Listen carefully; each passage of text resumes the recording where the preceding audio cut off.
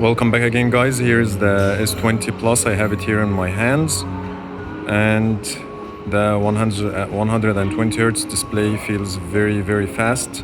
So if we go to something and scroll, it feels really snappy. I have here my Pixel 4 is 90 hertz, and that feels even faster than the 90 hertz.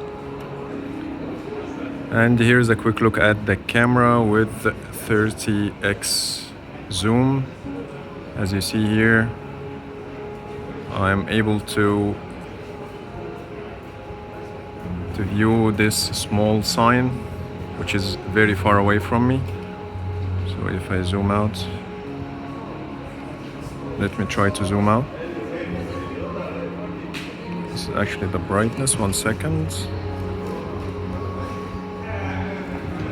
So here is without the zoom. And because I'm using one hand, it's hard for me to do the zoom.